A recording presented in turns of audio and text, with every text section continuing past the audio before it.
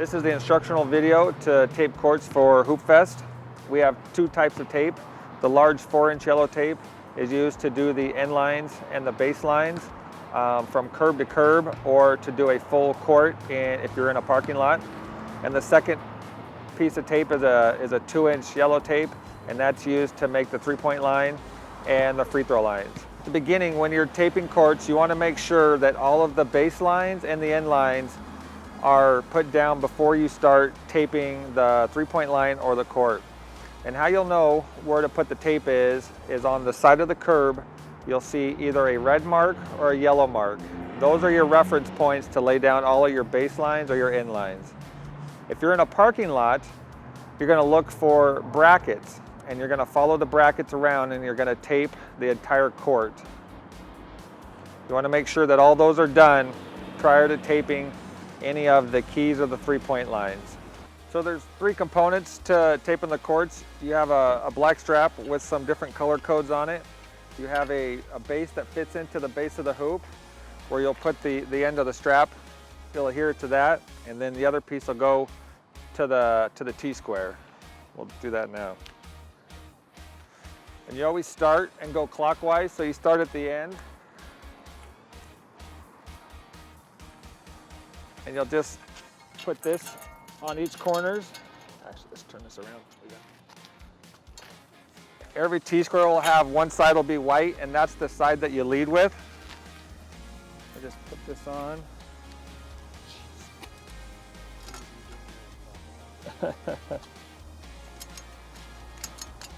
All right, the first thing is it's always good to have someone standing on the base there so that doesn't move. You pull this strap nice and tight, and you'll take your tape and you're going to lay it directly behind on the white of the T-square. It'll be just like this. And then to get the measurements, you just move this and you set it to the end of that one, and you have the next person set another one down. You can kind of step on it to get them down, and you continue this. Continue this process until you get to the top. And once you get to the very top right here, and you're right in front, this is where you'll set the free throw line. And on our strap here, we got two colors, and the white is where we're going to set the free throw line directly under that. And that's the free throw line. And then we have to box the free throw line in. And so what we do is we bring this forward, and we set it in the center, and we set one more strip here.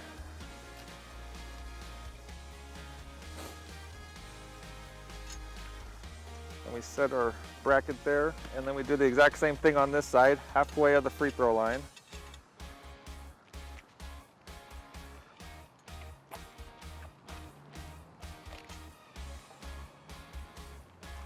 Then we go back and we continue the rest of the three-point line.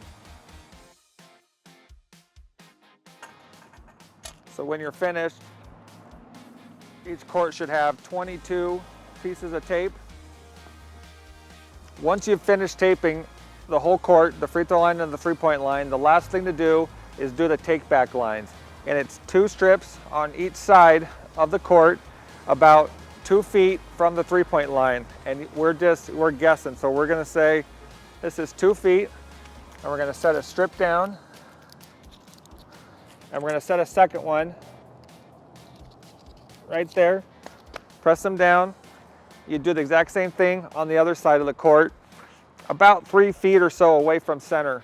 In the event you get to a court and the hoop's not down yet, you can still tape the court, and all you got to do is you take the base template, and you're just going to find the center of the street, and you're going to set the template down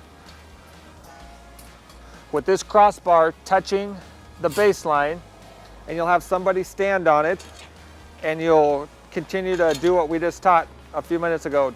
In the event that you have the kids' courts would be blue on the maps that you're provided. On the baseline, you're going to move the strap up to the blue circle, and you're going to go ahead and you're going to put that down.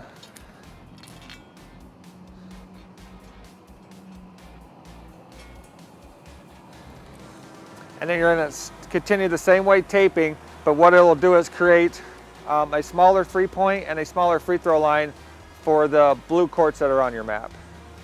Last but not least, we just want to thank all of the volunteers at Hoopfest. We couldn't do the tournament without the people that tape the courts. There's over 400 courts that we do Friday night in about 4 hours, and so just really appreciate all the volunteers and their support.